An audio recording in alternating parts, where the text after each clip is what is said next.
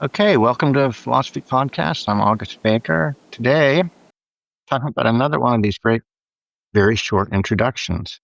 And I have the pleasure today of speaking to Joshua Landy, Andrew B. Hammond Professor of French and Professor of Comparative Literature at Stanford University. Welcome, Professor. It's good to talk to you today. Thanks so much. It's great to be on your show. And you were asked to write the very short introduction to Marcel Proust, which is great. And I really was so happy that this came out. I would have thought this would have been done earlier. Proust. I mean, maybe, what they said to me was that they hadn't done that many very short introductions in the realm of novels. So to them, I think it felt like a bit of a departure. Oh, okay. I thought it was a great idea, but I also thought it was a terrifying thing to take on. Yeah. And you raised this. I was a big fan of Monty Python growing up, but I didn't know this. I forgot it. Monty Python has the Summarized Proust competition. That is correct. All England Summarized Proust competition. And so you're sort of given the job of doing this in a book. That's exactly right. I mean, Proust had something like 1.3 million words, and I was given 35,000.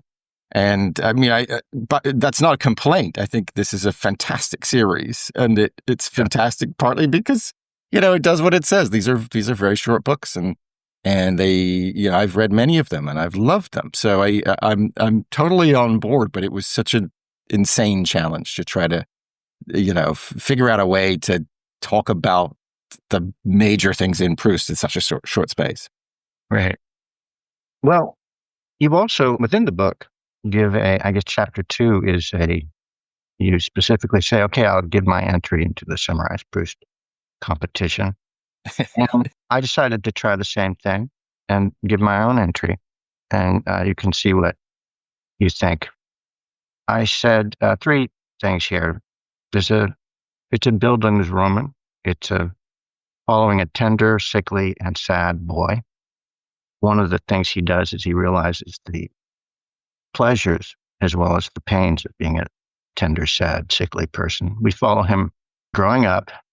The second point is that it's about the aristocracy in France, before, during, and after World War I. So it's a time when the aristocracy is declining.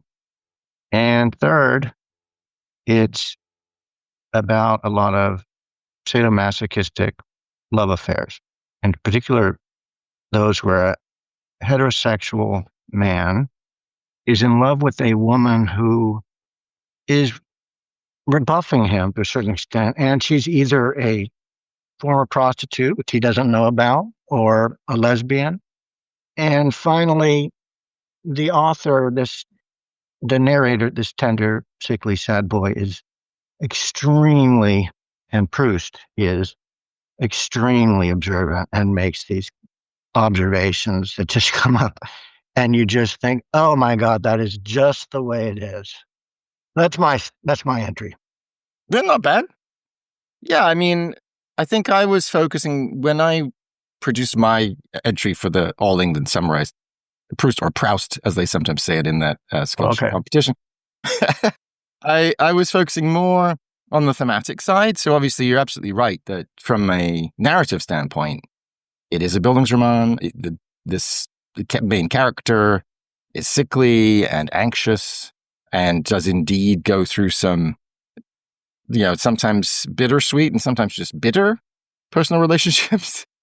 So all of that's true. I was focusing a little bit more on, what are some of the questions that are being raised by this 3,000-page narrative? And I certainly agree with you that the narrator often has really interesting things to say about a variety of topics, such as, love itself, or, what it is that makes me who I am. Am I the same thing across time?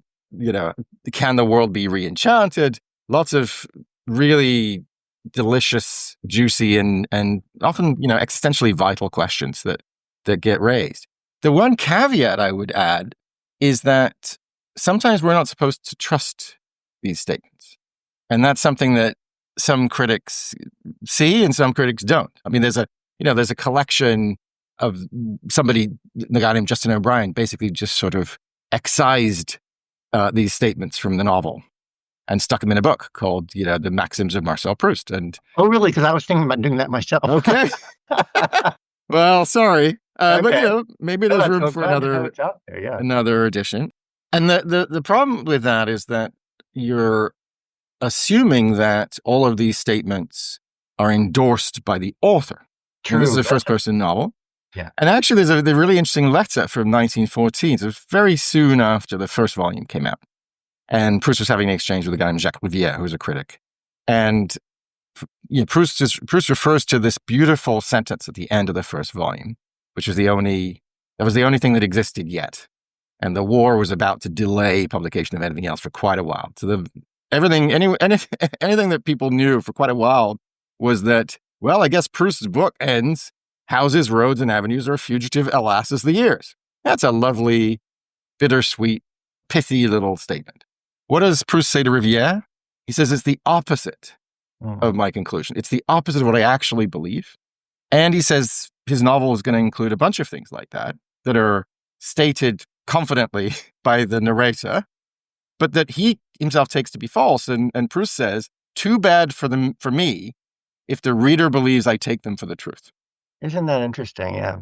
So he's trying to do something with this novel. He's not writing a treatise. It's true that every now and again, the narrator will say something that the author agrees with. So that's true also. But sometimes he'll say things that he himself retract.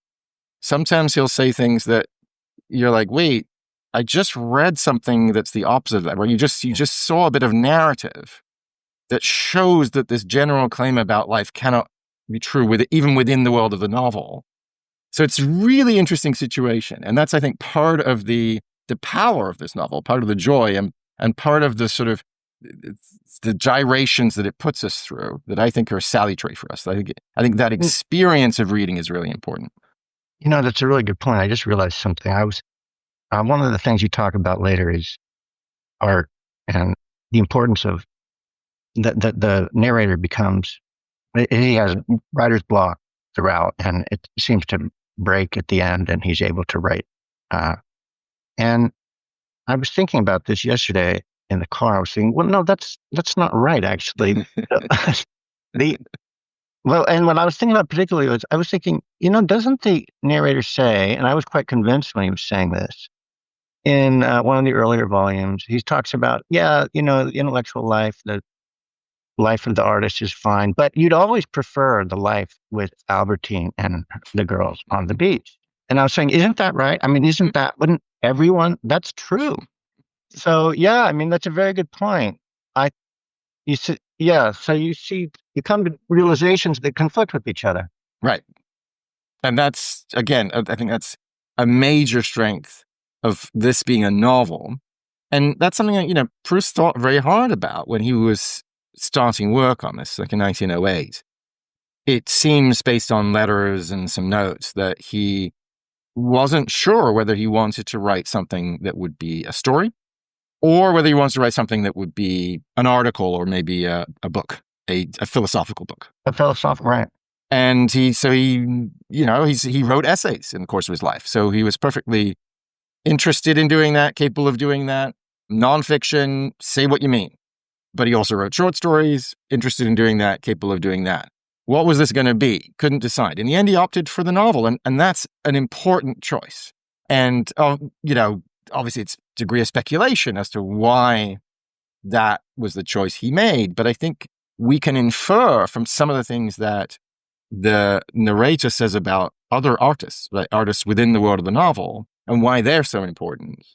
I think we can infer from that to why Proust chose to write a novel and not just produce a treatise. All right. That's fascinating. So I want to jump around from chapter to chapter. I'm just picking out one thing from each chapter to give listeners a sense of what's in there.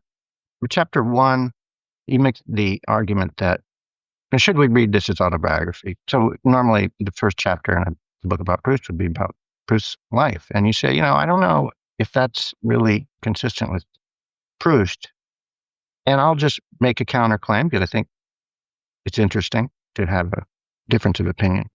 I'll claim that actually it's Proust's life makes the book more interesting. And my example will be, I think the character of Albertine is kind of a mess. And thought, I thought it was really interesting that, I can't remember who says, there's a recent book about Proust where he talks about White, right? Edmund White. Oh, yeah.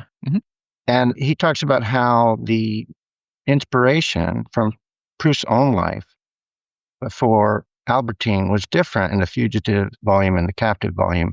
And Proust had these two loves, one Alfred Agostinelli and one Henri Rochat. And White makes the claim that, these were the two inspirations for those two different volumes. I found that, non-reductive. It made him enlivening for the reading of the novel.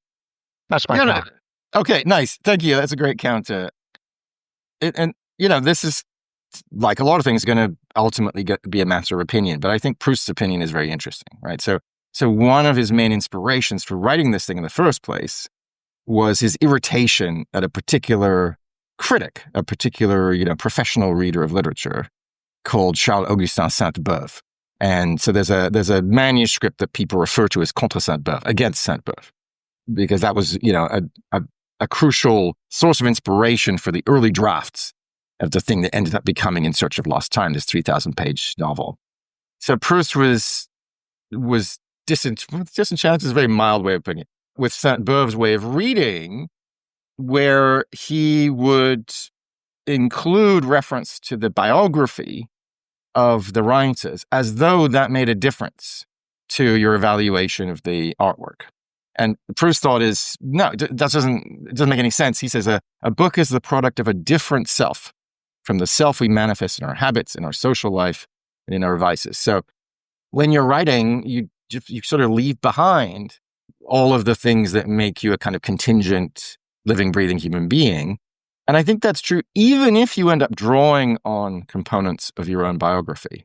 Somehow those components get transmuted into something else in the artwork. And then if a critic comes back, I think of this as a kind of reverse alchemy, turning gold into lead, right? You took the elements of your life and transmuted them into something interesting, something different, something where even if you can find analogs in the life, you can't, it's not an adequate explanation of why they're there in the novel to say they happened. Yeah. So there are a couple of great examples which we could talk about if you like. The Madeleine. We can certainly talk about Albertine and Agostinelli. I'd be happy to talk more specifically. No, I think that helps me there, and I have so much to cover. Sure. Yeah. Let me say just one quick thing, which is on the subject of Albertine and Agostinelli. This is something that a lot of. Now, by the way, I love Edmund White's writing, and I'm not criticizing in any way. Peace, right? He died earlier. Rest in peace. Absolutely wonderful critic, wonderful theorist. So nothing wrong with what White is saying at all. But there are one or two readers of Proust who make more or less a strict identification between Albertine and Agostinelli, and in general between the female character, or many of the female characters in the novel, and male human beings in the real world. And Elizabeth Leidenson has this fantastic book called Proust Lesbianism, where she explains why this is a mistake that makes a difference. She says, look, if you do that, you remove lesbianism from the novel, because in reality, this is two men, right? And maybe one of the men in the relationship also likes women or something like that. But lesbianism is gone, right? And what's, one of the things that's very interesting in these relationships, as you were mentioning a moment ago, is that you often have a straight male character in a relationship with a bisexual female character. Correct. And that's, that gets thematized as a kind of stark illustration of what philosophers call the problem of other minds, which is the problem that we cannot have direct access to what's going on in somebody else's head. Yeah. And all we have is guesswork. And, they tell us things, but can we always believe them? Do they even know what's going on inside their head?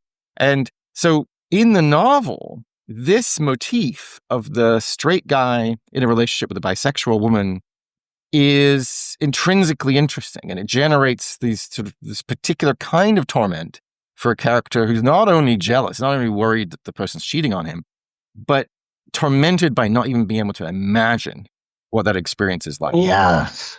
Yes. So that's a case where if we reduce to biography, we lose something important. I should be more resolved in my counterclaims, but I think you make a lot of sense to me now. Let me jump to involuntary. So chapter 2, I had to summarize Proust competition. Chapter 3, involuntary memories, which people associate with Proust. The word Proust is an involuntary. Really is involuntary memory for the Madeleine. So that's nice. I found two things really shocking about this. I mean, I think I went into Proust first thinking that this was from Freud, thinking that this would be a place to learn about the intrusive thoughts, right? And I found it's nothing like that at all. This is nothing. Two things I would say. One, it's shocking how the involuntary memories he has are positive, right? The Madeleine brings back a positive memory, and he actually finds them, as I learned from your book, he learns from them about himself. So, and those are the two things. One, that they're positive, and two, that he learns about them. Because with negative flashbacks, they come in, they're unwanted, and you kind of want to disavow them, shun them, think about something else. They're just completely opposite in both ways what you're expecting when you come from Freud. Yeah, that seems right. One slight modification of that, I'd say one of the things that's interesting is that in Proust, not all of the involuntary memories summon up a happy time. It's absolutely true for the Madeleine, right? So the Madeleine sums up, although even there, it summons up Sundays with Aunt Leonie. He didn't love hanging out with Aunt Leonie. So it was it's sort of fine. And certainly childhood, had its joys. So that's quite right. But there are involuntary memories that are mentioned in the novel that summon up painful times. So there's one, towards the very end of the novel, he's on the way to the, to the society gathering at the Guermantes household in the final volume. And he has this involuntary memory that reminds him of thinking about how useless he is. And I know he's never going to be a great writer. And so there are cases. Which one was that? What was that? So if I'm not mistaken, I think that's the sound of the spoon. Oh, okay. In the Guermantes library. Okay. Mm-hmm. Where he's waiting to be admitted. That reminds him of sitting on the train. There was a kind of clanking against the wheel. Mm-hmm. And that was a moment when he was just thinking about, oh, God, I'm never going to amount to anything. I might as well just, be a high society hanger-on. Nothing significant is ever going to happen. Certainly a very painful memory. Painful. Yeah. And then even there's the beautiful, gorgeous passage about, pulling on a boot and remembering how his grandmother used to help him with his shoes. And it brings floods of tears because his grandmother died. And he also feels guilty about the way he treated her towards the end. Right. Yeah. So not all of them are pleasant, but you're totally right that none of them are traumatic flashbacks, right? Yes. None of them are like that. And interestingly, even the ones that are painful in this way, that is to say, where the content is painful, there's something pleasurable about them at the same time because they establish this kind of continuity with the past self. So that's an interesting difference. That at least this kind of memory, I'm not saying that necessarily Proust rules out the existence of the other kind of memory, but this kind that is so central in the novel is a kind that is pleasurable even when the content is painful. And that, by the way, that's something I experience. I'm a big nostalgia fan. I love, is this true for you? Do you like going to visit old haunts? No, they end up, finish and I'll tell you about it. Okay, all right. So for me, I love that. I love it when I haven't been to a place in a long time and then I just go wandering about and I'll just walk about for hours. And not every, but there are many, many, many different spots that remind me of different things. And it's just infinitely pleasurable, even in the cases where I think, oh my God, this is the place where, my friendship with so-and-so ended because I made a dumb joke. True story. And, but it's something bittersweetly beautiful about just the act of remembering. I think Proust was dead on about that. Just the fact that you can drop back into your old shoes from 30 years ago, 40 years ago, however long it is ago. Feel the way it was then. Become the person you were then. Have for a moment the desires and fears and hopes that you had then. It's really powerful. Mm. Well, I guess this raises maybe the biggest question I have about this. You would agree that Proust does not repress / disavow / shun these memories when they come in. He isn't trying to just push them out. Not at all. And they're not dislodging him from himself. He's able to be himself while he's having them. And I don't know whether, the world changed so much, I would say, after Freud, because of Freud, it's just in the air.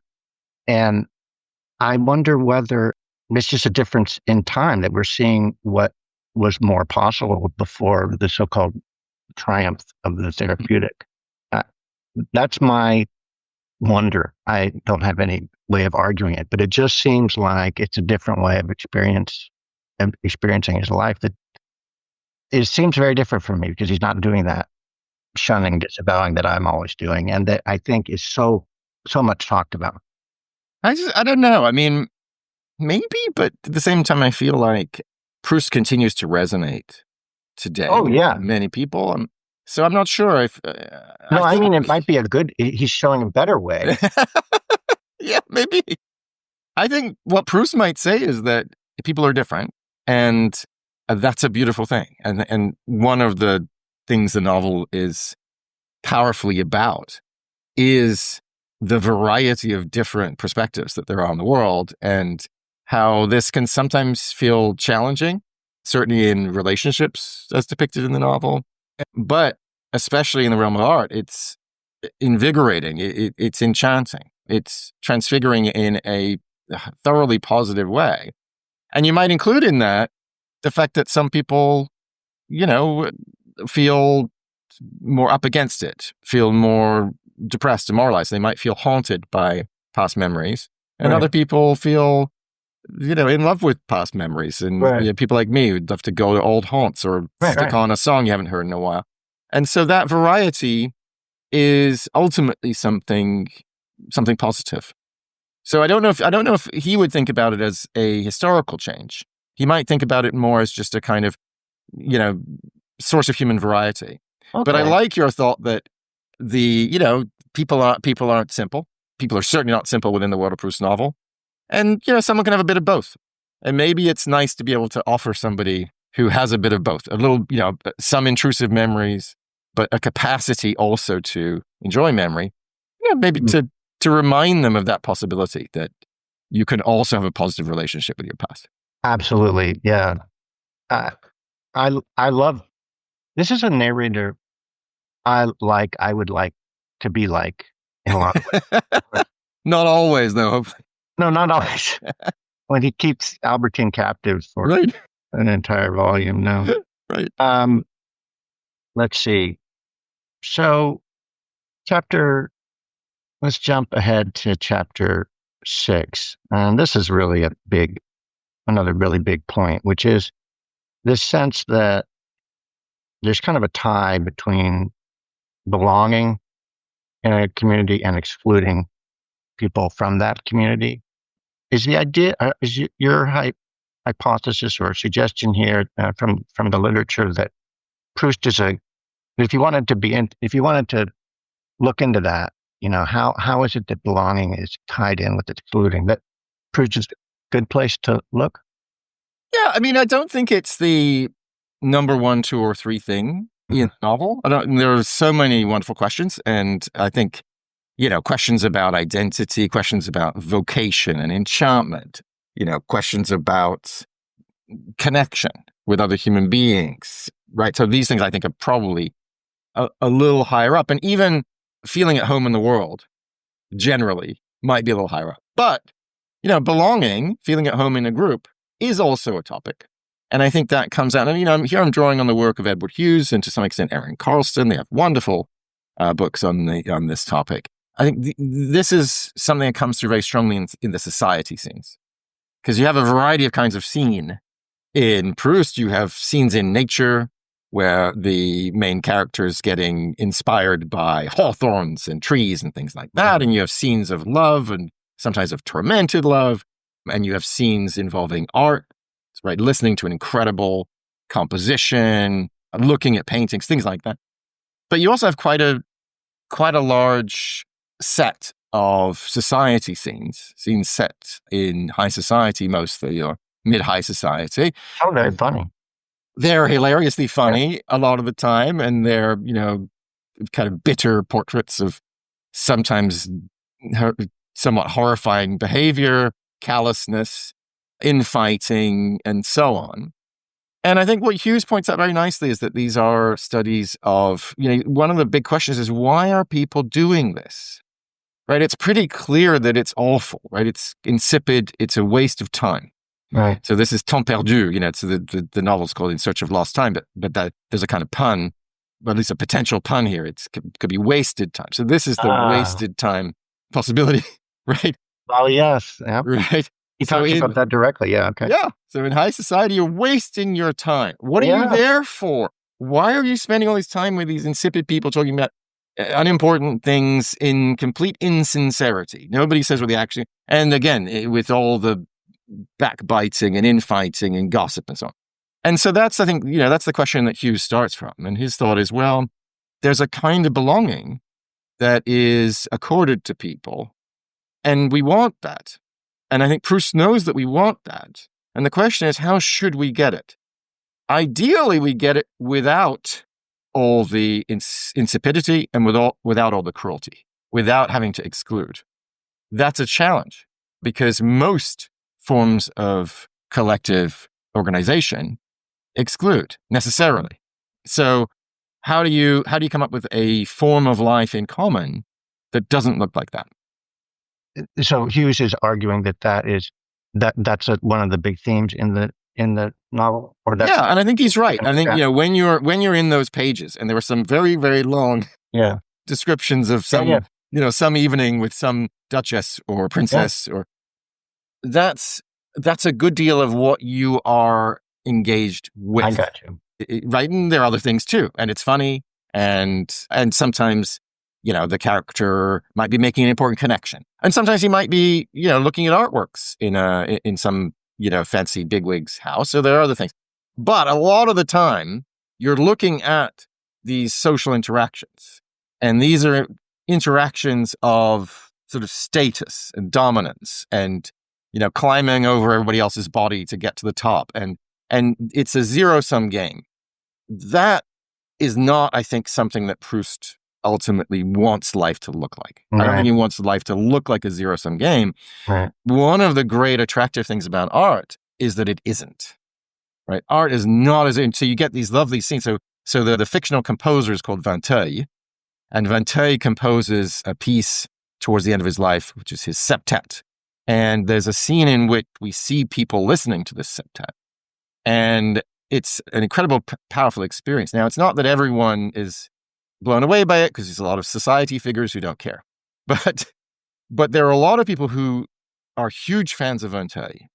And they are various, right? So they're young and old, and male and female, straight and gay.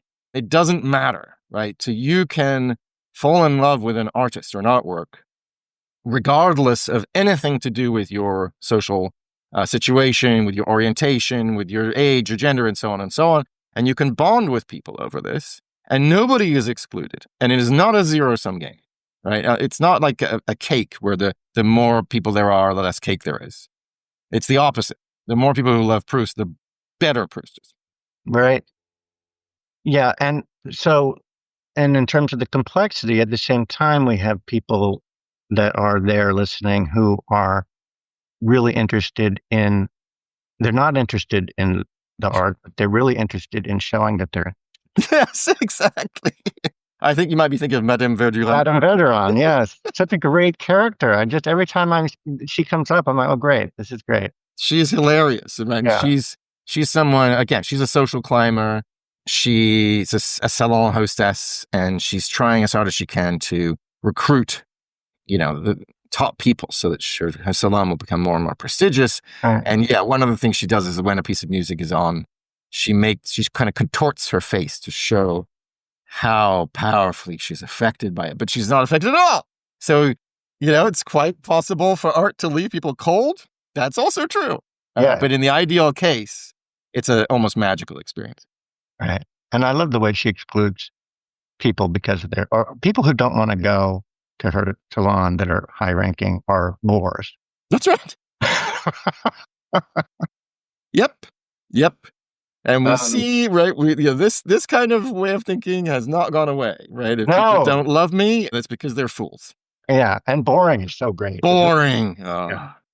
And then, there is that one scene where, the highest of the high and the queen, right, comes to rescue Charlot. Yeah. What a profound moment in the midst of all of this. I would just say the complexity too, right? There are these really powerful moments in the midst of all emptiness. Absolutely. It's so beautifully handled, right? It's a moment. I don't want to give too much away. People haven't read it, but it's a moment where, there's sort of some scheming, and the scheming leads to a very cruel act that leaves somebody essentially heartbroken and bereft. Publicly humiliated. Mm-hmm. And then, right, the Queen of Naples swoops in and accompanies that person out of the salon. It's a beautiful, noble gesture.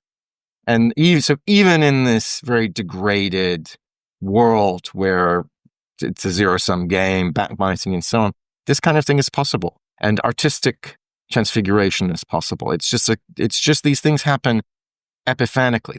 You can't force them.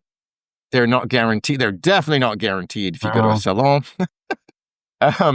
But it's in a way, the thing we're being invited to do is just set up our life in such a way as to make those moments more possible, more likely.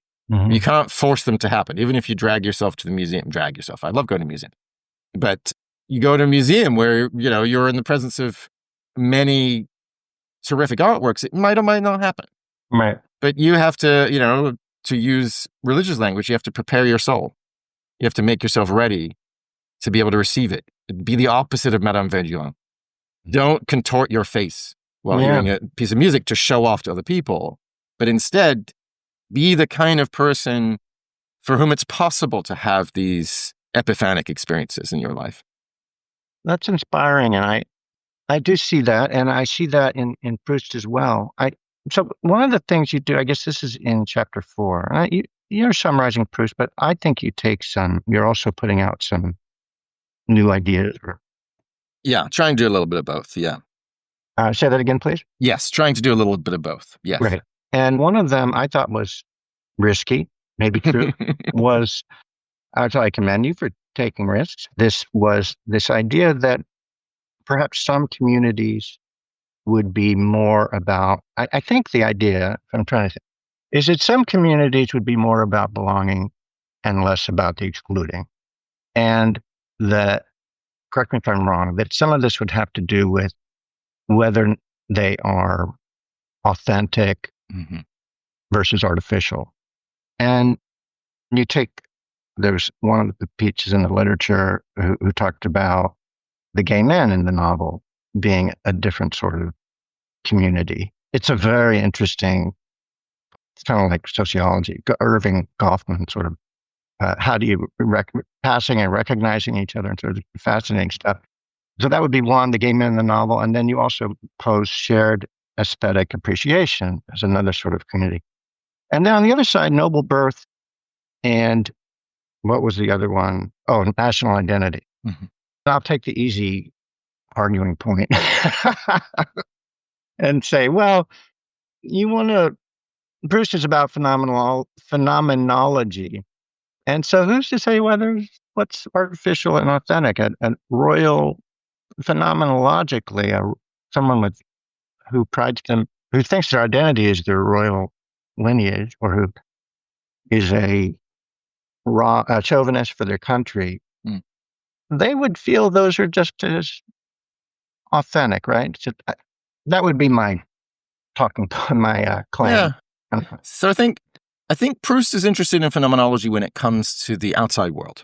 So when it comes to looking at steeples, beautiful passage about steeples in the first volume, or trees or hawthorns, you're not looking at them from a scientist standpoint, trying to figure out the chemical composition of the hawthorn leaves or something. What's interesting is the set of experiences it generates in you, and I mean you as an individual, and that's what is most interesting in those experiences. However, it's a little different when it comes to looking inside. When you're looking inside, you actually have reason to care about whether you're getting it right. It turns out, of course, to be very difficult, as we all know. And, there are some very interesting thoughts about how we can get around our own defenses and our own desire to deceive ourselves and things like that. But it actually makes a difference. Now, okay, what should we say then about these aristocrats? They might think that, their lineage centrally makes them who they are. I think Proust disagrees. And, this comes out in different ways. So, for example, you'll find aristocratic brothers taking different sides of the major political question of the time, which was the Dreyfus affair. Right. In which a Jewish guy was accused of stealing military secrets and in the end convicted, but ultimately pardoned. It was a very long and painful chapter. So, or you'll have, kinfolk one of whom is gay and one of whom is straight, right? So it seems like aristocracy doesn't sort of guarantee a certain way of being in the world, right? This so-called noble blood doesn't actually make you one thing rather than another. There are other factors in play, whatever those other factors are. The other thing that I think, should make us think that Proust is not on the side of people who put too much stock in those kinds of features of themselves is World War I. So World War I, as you mentioned, breaks out in the novel. So the novel covers a period, beginning before World War I, but it gets up to World War I. And World War I we see in the final volume. We see parts, we see how it impinges on the characters of the novel. And one of the ways that this sort of shows up also in the build-up to war is over the question of hypernationalism. People are, patriotism sort of okay, but a patriotism that leads to millions of people dying in trenches, not okay. Even lower level things like, French people unwilling to listen to Wagner, right? Because we're at war now, or we could be at war, So I think Proust is very impatient with a kind of hyper-nationalism that sets people against each other for reasons that he thinks are completely bogus. There's no reason not to listen to great music. There's no reason to send millions of young people to their deaths for basically nothing. And so from his point of view, at least, being gay is something real. That's something real over which subset of the characters of the novel bond. And that's something authentic. That's an authentic sort of grouping feature. Whereas you happen to be born in France. That's just not the same kind of thing. Like your parents could have moved to Italy the year before you were born. Would you really be a completely different person? I mean, yeah, you'd be brought up in a different culture and so on. But I don't think Proust thinks that is, identity constituting, or at least it's not a big of a contributor to identity. So I think he wants us to focus more on the things that are genuinely a part of who we are at the deepest level, and also, to bond in ways that don't lead to war and invidious exclusion. Yeah, while you were talking there, I was thinking, what a terrible place to claim that when you talk about World War I, what a terrible place to make the counterclaim that nationalism can be really important. Right. Look, I mean, I'm not saying it's, Proust is a very subtle thinker, and I'm not saying it has no place. I got you. But within limits, right? Yeah. There's this phrase, World War I, after World War I, no one could talk about honor without saying it ironically. Yeah, there you go. So that's helpful. Thank you. You resist my trying to draw you into relativism. Let's see. I want to just to make sure we have time. I want to jump to the end to the very last. What is it? The ending when you talk about. There's this question about whether. So there's the book we're reading, Right. and there's the book that the narrator is going to compose now that his writer's block has broken. And I guess until you're reading your book, I always assumed that this was the book that he would write. Mm-hmm. That this is the book that I'm reading. It's that the narrator is Proust, and this is the book he would write. Kind of a really interesting question about whether that's true. Right. It's super interesting. And I have this debate a lot with Alexander Namas, who's a wonderful philosopher and has written about Proust. And he has the other view, the view that you mentioned, which is that the narrator is Proust. And, this is the story of the narrator becoming Proust. And the novel that we have just read is the novel he's about to write. And I think it's a very common view. And I think we're tempted to think that. Yeah, okay. But I think there's at least suggestive evidence in the other direction. So there's a few different thoughts. I'll just give you one. The narrator says about his future novel that the characters in it are going to be amalgams, right? So he's going to create these characters. He'll draw on things from his life, but he's not going to have a one-to-one correspondence where somebody from his life would be sort of dropped directly into his future novel. Instead, he'll combine things from 10, 20, 40, 60 different people that he knows into one character. Okay, where does that leave Albertine? Because we have spent a lot of time following the narrator as he agonizes over, well, what's going on in her mind? Who is she really? How do I know her? Does she want to stay with me? Does she want to leave me? Is she cheating on me? How can I track her? How can I track her? And those two things sit very uncomfortably with one another, right? The idea that this same person was in fact tormented by this particular person and not knowing who she was. And that person that we've been reading about is actually an amalgam of 60 different people from this same character's life. It's very hard to hold those two things at the same time. There's a bunch of things like that that seem to suggest it's not quite the same book. Now, it might have some things in common, definitely. We have plenty of things in common, but it won't quite be the same book. So I think it's a really fun question. And, so will he even have time to finish it? He's not sure he will have time to finish it. We see him start it, right? So he starts writing. Yeah. But there's a lot of stuff towards the end of the novel about how old he feels and how infirm he feels. And he's really scared that he won't have time to produce his whole book. So I think it's a lovely question. My response to that was, well, it has to be this novel emotionally.